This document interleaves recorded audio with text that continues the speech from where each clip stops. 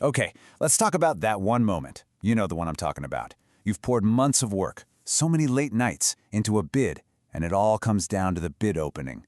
And with the new Government Procurement Act, RA 12009, that moment is it's more brutal than ever.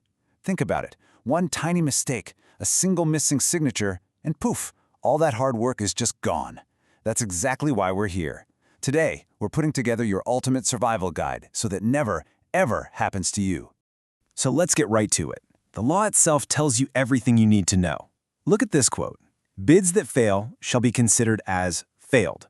This isn't just legal jargon, folks. This is a bright red line. It's not a suggestion. It's not a we'll let it slide this one time kind of thing. It's an instant, you're out. No second chances.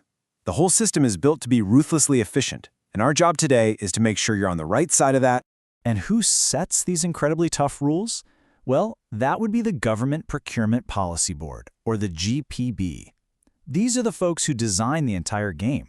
So, understanding their playbook isn't just a good idea. It's absolutely essential if you actually want to compete, let alone win. All right, here's our mission plan for today. First, we're going to tackle the pass/fail gauntlet. Then, I'll give you the ultimate checklist for your technical and financial envelopes. We'll get into the nitty-gritty of submission rules, learn how to dodge those common costly mistakes, and wrap it all up by showing you how being super compliant is actually your secret weapon. Okay, let's dive into this pass-fail gauntlet. Picture this, the Bids and Awards Committee, the BAC. They're not there to read your brilliant proposal, not yet anyway. At this point, they're just gatekeepers with a checklist. And I mean a strict checklist. If a single document is missing or incomplete or just plain wrong, like they ask for a business permit and you gave them a tax return, that's it. Game over. Your bid is out. It is that black and white and that brutal. And the key phrase you have to burn into your brain is non-discretionary. What does that really mean? It means the BAC has zero wiggle room. Zero. They can't say, oh, we know this company, they're good for it. Nope. Your reputation means nothing at this stage. The rule is absolute. It's a simple yes or no question. Are all the documents here and correct? If it's not 100% yes, it's 100% fail. So how do you make absolutely sure you get that pass? Well, it all starts with the first of your two big packages, the technical envelope. Think of this as your ticket to the show. If you mess this part up, I promise you, the BAC won't even bother to look at how much you're bidding. All right, this is it. This is your must-have checklist for that first envelope.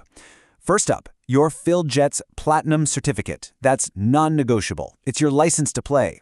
Then you've got to prove you've done this before with your Statement of Single Largest Completed Contract, the SLCC. You also need to show you have the financial muscle with your NFCC computation. Of course, there's the bid security, your super detailed technical specs, a statement of all your ongoing contracts, and last but not least, that super important omnibus sworn statement. And we're definitely going to talk more about that one. Okay, let's zoom in on this omnibus sworn statement, because this thing is a big deal. It's not just another piece of paper you sign.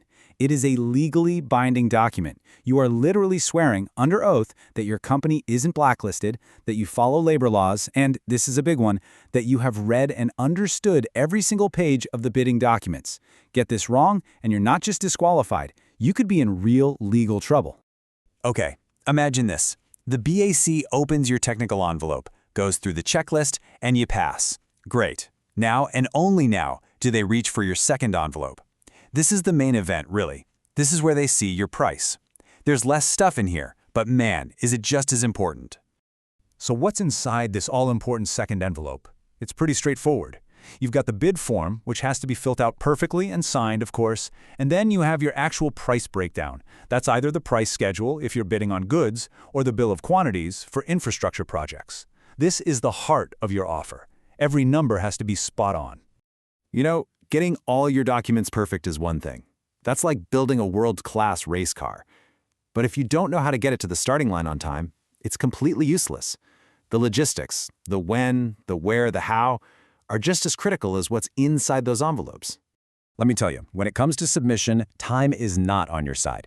The second that invitation to bid goes live, the clock is ticking. You've got your pre-bid conference, sure, but the date that matters, the only one that really matters, is the deadline. And it is absolute. If it says 10 a.m., then 10:01 and 1 second is late. And late bids, they're not just frowned upon, they're rejected. Instantly. No stories, no excuses.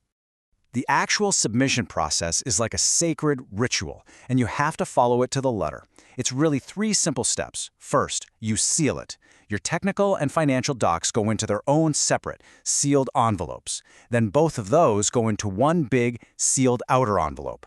Second, you mark it. Label everything clearly. Project title, your name, and that big, bold "Do Not Open" warning. And if you're bidding online, the third step is to protect it. Password protect your files, and you only give up that password during the live bid opening itself, not before. All right, so you've got perfect documents. You've submitted them on time. You think you're in the clear, right? Well, not so fast. There are a few common, let's call them landmines, that can still blow up your entire bid. Let's go over these traps so you know exactly what to look out for. Here's one of the easiest and yet most painful ways to get disqualified. The blank space. Seriously, if you leave a line blank on your financial forms, the BAC can and often will see that as an incomplete bid. And what does incomplete mean? It means failed. So don't do it. If an item doesn't apply or cost nothing, put a 0, put a dash, put something. Just never ever leave it blank. And here are a few more traps you have to dodge right at the finish line. First, missing signatures. Go back and check every single page that needs a signature. Every single one. Second, going over budget. You cannot bid 1 single peso over the approved budget for the contract, the ABC. It's an automatic out.